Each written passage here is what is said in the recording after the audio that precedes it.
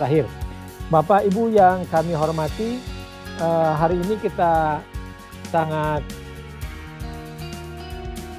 bersyukur.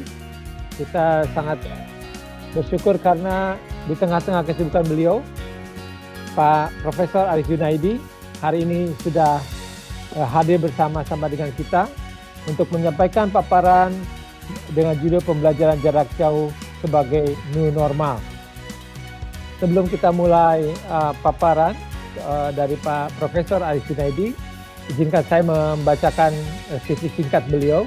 Profesor Aris Junaidi menyelesaikan program doktor PhD dalam bidang reproduktif endokrinologi pada tahun 1999 di Murdoch University, Western Australia, dan mengambil postdoctoral fellowship di Institute of Reproductive Medicine, Münster University, Jerman pada tahun 2003 sampai 2004. Tahun 2007 beliau mendapatkan penghargaan dianugerahi Prestigious Endeavor Executive Award, dan pada tahun 2008 beliau ditunjuk sebagai Kepala Bidang Pengembangan Mutu Manajemen Universitas Gadjah Mada. Dari tahun 2009 sampai 2012, beliau menjabat sebagai Atasé Kebudayaan di Embassy Kedutaan Besar Indonesia di Canberra, Australia, dan dipromosikan sebagai Director of Asia Europe Meeting ASEM Education Secretariat pada Kementerian Pendidikan dan Kebudayaan Republik Indonesia, dan pada tahun 2015 sampai 2019 beliau menjabat sebagai Direktur Penjaminan Mutu pada Kemendikti, dan saat ini beliau adalah Direktur Pembelajaran dan Kemahasiswaan pada Departemen Pendidikan dan Kebudayaan. Pak Profesor Aris, kami persilakan waktunya selama 20 menit untuk menyampaikan paparan. Setelah itu kita akan lanjutkan dengan tanya jawab. Silakan Pak. Terima kasih banyak Pak Rahmat. Yang kami hormati Prof. Ojat selaku Rektor UT, narasumber yang sudah presentasi lebih awal, ada Prof. Sembiring luar biasa, Dr. Agus juga terima kasih untuk sharing tadi luar biasa. Jadi Bapak Ibu, kami sedikit saja mungkin 20-an menit kami setuju bahwa kita akan menyampaikan kebijakan dan langkah strategis apa yang akan diambil oleh Kemendikbud ya, terkait dengan pembelajaran jarak jauh ini. Ya, lanjut, Bapak Ibu yang kami hormati, secara ringkas ya bisa next slide ya.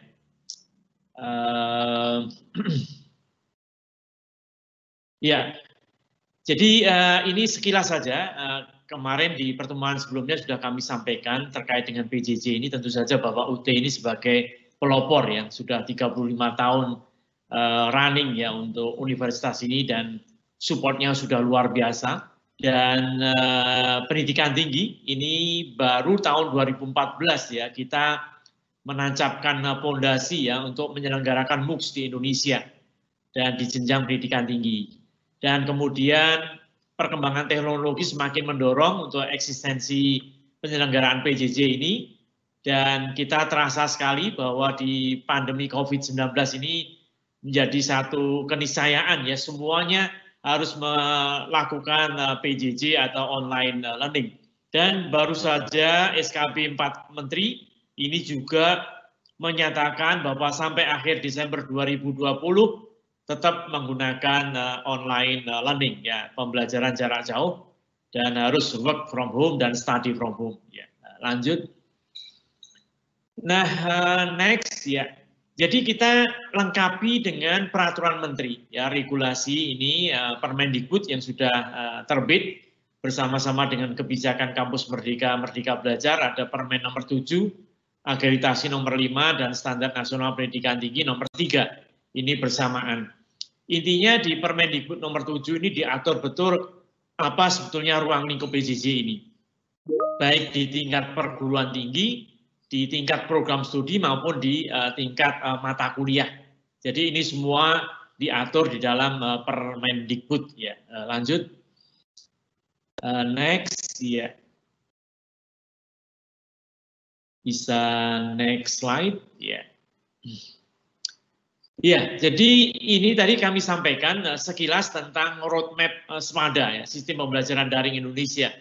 Jadi ini tahun 2014 kita katakanlah sebagai rintisan, ya waktu itu memang masih 6 universitas, masih sekitar terbatas sekali, hanya 240 modul, kemudian kita uji coba di 2015, implementasi 2016, diseminasi untuk alih kredit earning itu mulai 2017 dan puncaknya kita melakukan ekspansi untuk membantu para guru-guru yang sudah mengajar di berbagai wilayah Nusantara, tetapi karena ada PP dia harus mendapatkan surat pendidik, izin pendidik melalui pendidikan profesi, maka semua guru yang itu kita ajak mengikuti regulasi, jadi ikut pendidikan profesi guru dalam jabatan, yaitu dengan hybrid learning. Jadi dengan secara singkat, dengan menggunakan PJJ, ya platform SMADA ini, ada sekitar 17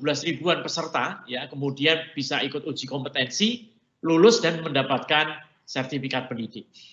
Nah ini juga di 2019 kita ekspansi lagi dan kita nanti tadi disinggung Prof. Sembiring, kita sudah mulai diskusi Cyber University ini sejak beberapa tahun yang lalu, yang sejak Pak Mendistek Dikti. Nanti kita coba inisiatif ICE seperti apa nanti kita sampaikan di slide berikutnya. Ya, lanjut. Next, ya.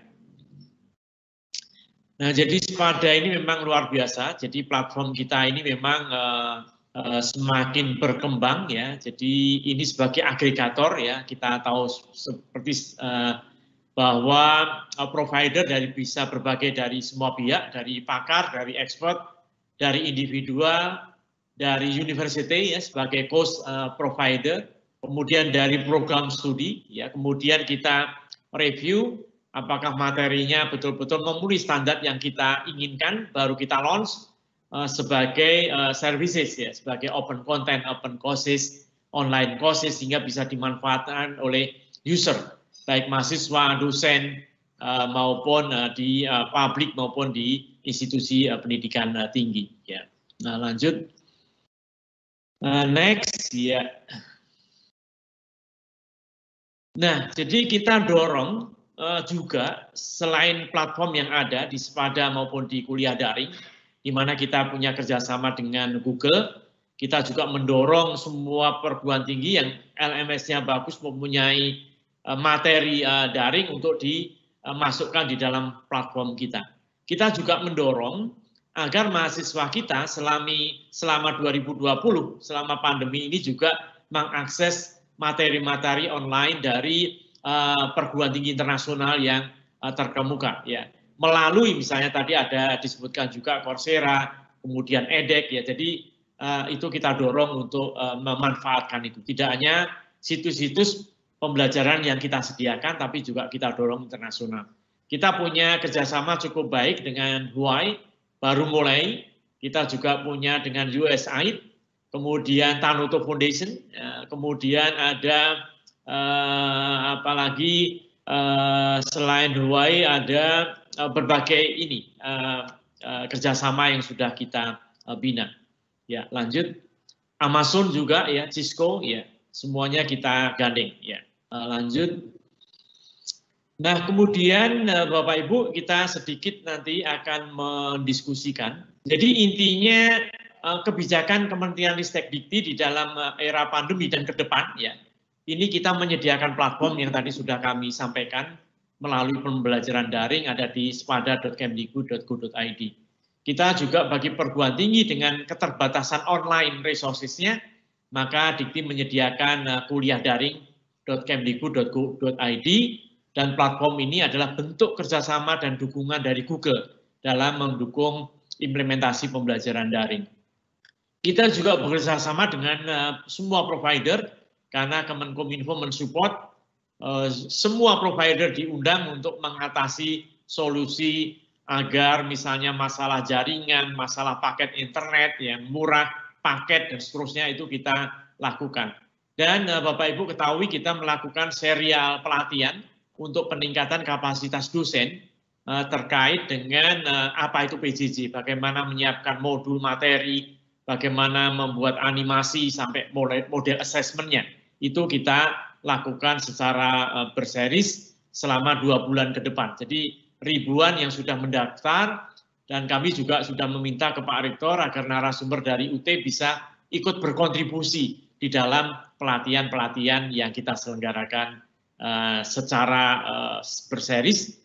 Setiap hari ada sesi pagi 3 paralel, sesi siang dan seterusnya. Ini kita lakukan untuk meningkatkan kapasitas dosen ataupun sivitas akademika. Ya, lanjut. Next, ya.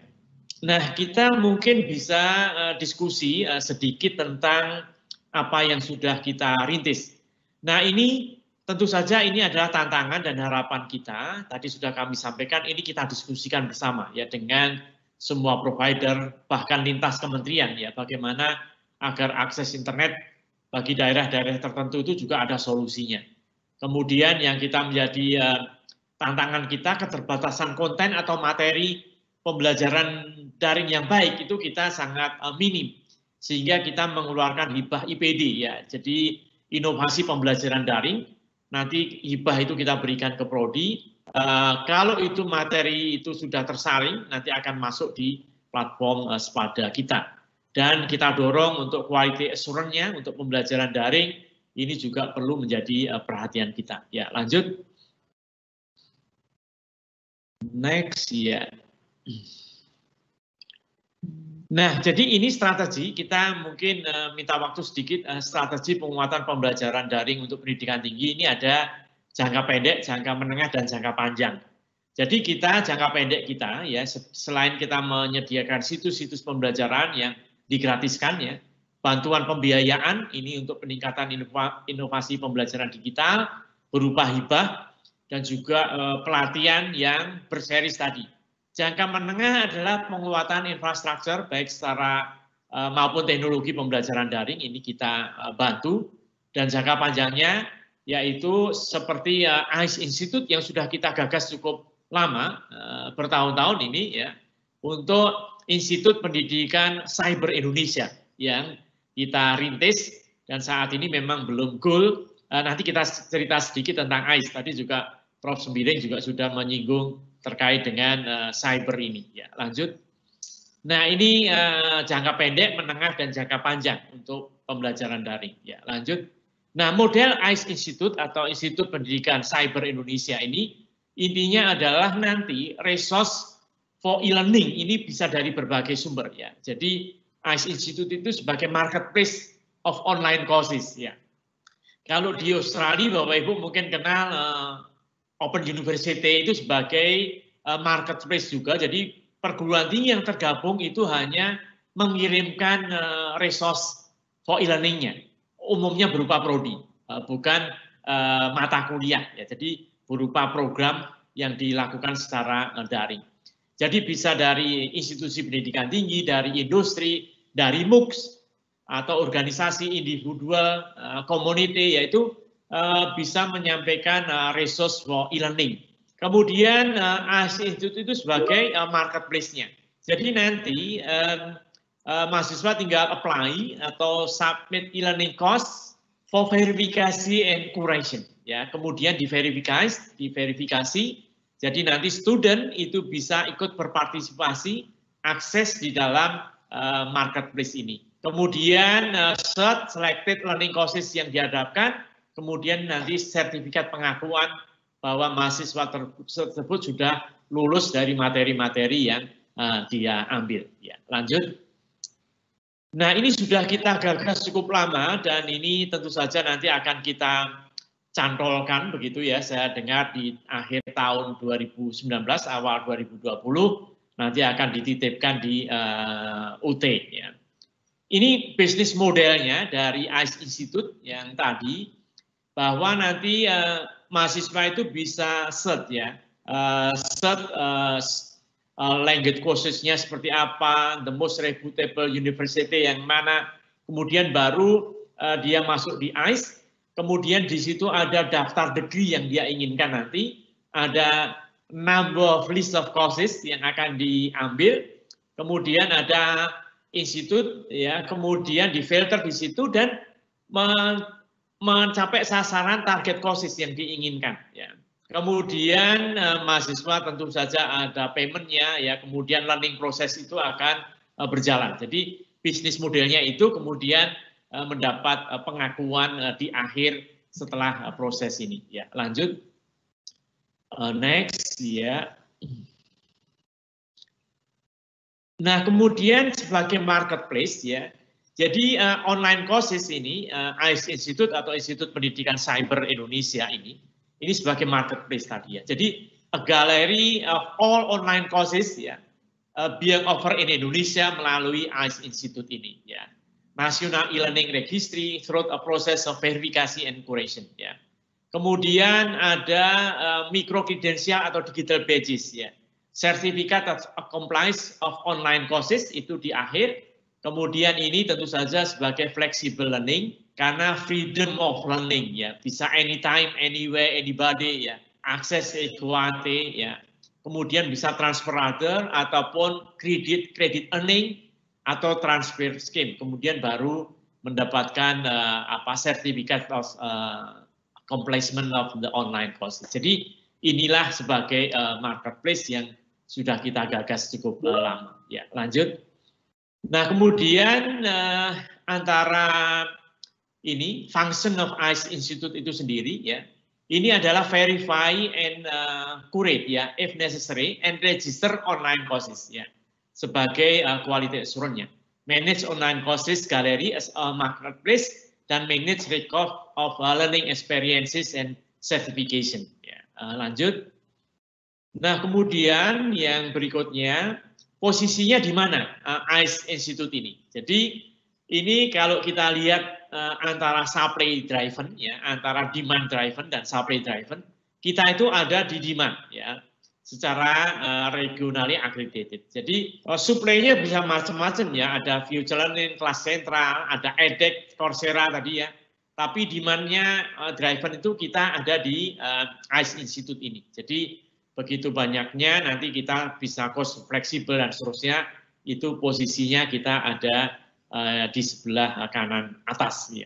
Ya, lanjut. Next, saya kira udah penjaminan mutu, saya kira ini penting sekali karena memang intinya bahwa pembelajaran online ini capaian pembelajarannya tidak boleh berkurang, ya, antara pembelajaran daring dan luring itu harus dicapai sama. Sehingga bagaimana kita mendesain modul atau materi pembelajaran itu yang bisa betul-betul interaktif, ya, komunikatif, dan bisa diterima dengan mudah oleh mahasiswa. Sama seperti kita melakukan pembelajaran tatap muka. Ya. Nah, lanjut, kita skip aja, next. Mungkin waktunya supaya ini intinya bahwa kita membuat indikator, ya, ada 5 indikator. Kalau di proyeknya APEC Australia itu punya 9 komponen untuk mengukur quality assurance on online learning. Kita mengadopsi dari 5, baik itu dukungan institusi, itu utama, kegiatan pembelajaran sendiri, proses pengembangan kurikulum, dukungan untuk dosen dan mahasiswa, dan mulai metode untuk penilaian dan assessment. Ya, lanjut. Saya kira kita udah lanjut saja, next lagi, ya, ini komponen-komponen yang kita nilai, kita mengadopsi dari toolkitnya Australia, ada 9 komponen, ini juga penjaminan mutu bagaimana mengukur, lanjut saja Mas, tidak apa-apa, next saja, di slide terakhir, ini juga melihat materi, tes, ini juga kita kontrol dengan quality assurance, ya, lanjut, next slide terakhir, ya, lanjut saja, ya. Terakhir saya kira, next slide. Nah, ini untuk kelancaran pembelajaran daring di new normal ini kami infokan bahwa Kemdikbud sudah bekerja sama dengan Kemenkominfo, semua provider untuk membebaskan situs-situs pembelajaran di Sepada dan kuliah daring, peningkatan bandwidth untuk kelancaran koneksi, keringanan langganan internet, ini kita petakan. Provider Telkomsel menawarkan apa, ya Tri menawarkan apa, dan seterusnya. Ini sudah kita petakan. Pembiayaan kuliah yang saat ini banyak marak di demo, kita juga sudah melakukan 4 model pembiayaan, ya. ada pengurangan biaya, penundaan, ataupun pembayaran bertahap, ataupun bahkan beasiswa yang 400.000 untuk KIPKA kita. Dan juga bantuan APD untuk mahasiswa dan dosen yang bekerja di ranah kesehatan atau di rumah sakit pendidikan. Saya kira itu sekilas apa yang sudah kita rancang, jangka pendek, jangka menengah, jangka panjang, terkait dengan pembelajaran daring, dan juga regulasi apa yang sudah kita terbitkan untuk mensupport ini. Demikian kurang lebihnya, mohon maaf, kami kembalikan ke Pak Rahmat. Billahi taufiq wal hidayah. Assalamualaikum warahmatullahi wabarakatuh. Terima kasih. Terima kasih Profesor Aris. Paparan yang sangat menarik. Baik Bapak Ibu, tadi ada sedikit catatan yang saya buat. Yang pertama itu di slide tentang evaluasi, ada tantangan yang harus kita respon sebagai dosen, praktisi, pemerhati, dan praktisi dalam pendidikan jarak jauh tentang terbatasnya konten atau materi yang baik, sehingga mudah-mudahan UT dan kita semua bisa merespon keterbatasan itu dengan menghasilkan materi-materi yang baik. Kemudian satu hal lagi yang ingin saya garis bawahi tentang penjaminan mutu, tadi disebutkan bahwa baik face to face, luring dan daring harus tetap sama dalam hal layanan dan luaran.